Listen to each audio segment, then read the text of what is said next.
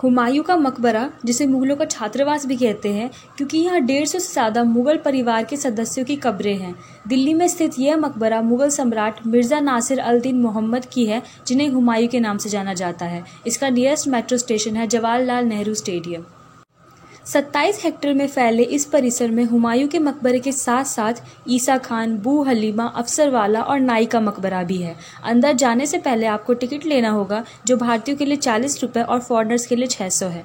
यहाँ आपको हर जगह लिखा मिल जाएगा कि कौन सी दिशा में कौन सी संरचना बनी हुई है।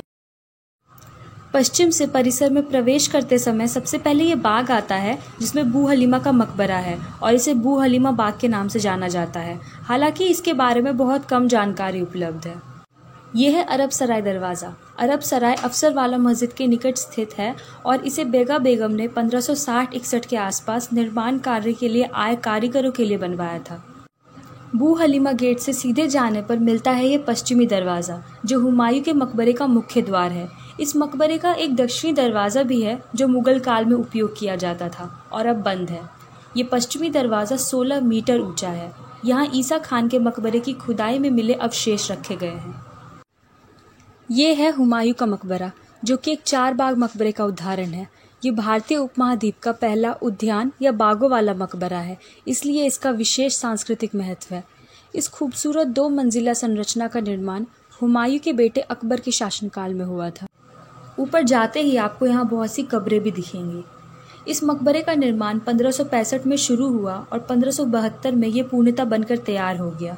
उस समय में इस मकबरे को बनाने में 15 लाख रुपए की लागत आई थी। 27 जनवरी 1556 में हुमायूं की मृत्यु के बाद उन्हें पहले दिल्ली के पुराना किला में दफनाया गया और फिर 1558 में पंजाब के सिरहिंद ले जाया गया। अंदर जाने पर बीचों बीच आपको हुमायूं की कब्र दिखेगी, जो संगमरमर से बनी है। पर माना जाता है कि हुमायूं की असली कब्र इस ऊपरी समाधि के ठीक नीचे एक भूमिगत कक्ष में स्थित है, जहां लोगों का जाना मना है।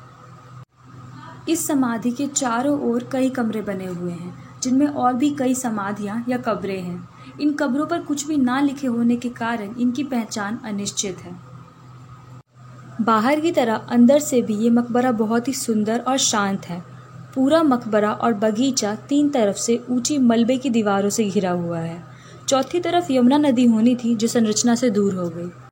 अगस्त 1947 में भारत के बंटवारे के समय हुमायूं का मकबरा और पुराना किला उन मुसलमानों के लिए रेफ्यूजी कैंप्स बने, जो पाकिस्तान जा रहे थे। ये कैंप्स 5 सालों तक चले, जिनसे इन संरचनाओं को बड़े पैमाने पर नुकसान पहुंचा। बाद में भारतीय पुरातत्व सर्वेक्षण ने इस मकबरे की जिम्मेदारी ली और इसकी मरम्मत का कार्य शुरू करवाया। नाई का मकबरा। 4 बाग के भीतर स्थित यह मकबरा शाही नाई का है। अंदर मिले शिलालेख से पता चलता है कि ये 1590 का है। इसका महत्व इसलिए भी अधिक है क्योंकि मुख्य मकबरे की सीमा में बनी ये एकमात्र संरचना है। ईसा खान का मकबरा। 1547 में निर्मित ये ईसा खान नियाजी का मकबरा है, जो सूरी वंश के शेर शाह सूरी के दरबार में एक अफगान सरदार थे, जिन्होंने मुगलों के खिलाफ लड़ाई लड़ी थी। ये मकबरा हुमायूं के मकबरे से भी 20 साल पुराना है। इसे शेर शाह सूरी के पुत्र इस्लाम शाह सूरी के शासनकाल के दौरान बनाया गया था। बाद में ईसा खान के पूरे परिवार को भी यहीं दफनाया गया। अफसरवाला मकबरा, जो कि एक अज्ञात व्यक्ति को समर्पित है। इस मकबरे के अंदर संगमरमर की एक कब्र है, जो 1567 की है, और ये है अफसरवाला मस्जिद। इसे भी उसी समय का माना जा सकता है, क्योंकि ये इस मकबरे के बिल्कुल बगल में स्थित है।